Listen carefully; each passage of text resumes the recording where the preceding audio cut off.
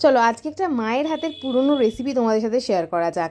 মা এটা ছোটোবেলায় অনেকবার করে খাওয়াতো, এখন তো মায়ের হাতের আর সেই খাবার পাই না, বাট মা যেগুলো বানাতো সেগুলো চেষ্টা করি দুজনে মিলেই মাঝে মাঝে করে খাওয়ার।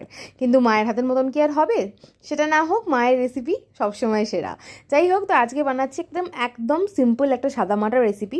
সেটা হচ্ছে চিড়ের পোলাও বলতে পারো, চিড়ের পোহা বলতে পারো, যে যেমন খুশি বলতে পারো, একদম ঘরোয়া উপায়ে। যার জন্য কিছু সরঞ্জামের বেশি কিছু দরকার নেই। কাজু, কিশমিশ, লঙ্কা, পেঁয়াজ আর এখানে ঘি আর চিড়ে, ব্যাস এইটুকুই দরকার। তো প্রথমে আমি ঘিটাকে গরম করে নেওয়ার পর এখানে কাজু কিশমিশটা দিয়ে নিয়েছিলাম একটু লাল লাল করার জন্য।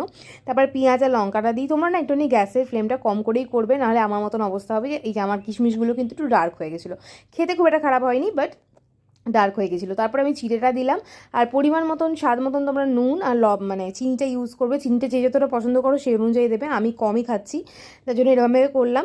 তো এই হয়ে গেল, ঝটপট 2 মিনিটে পোহা রেডি। অবশ্যই জানি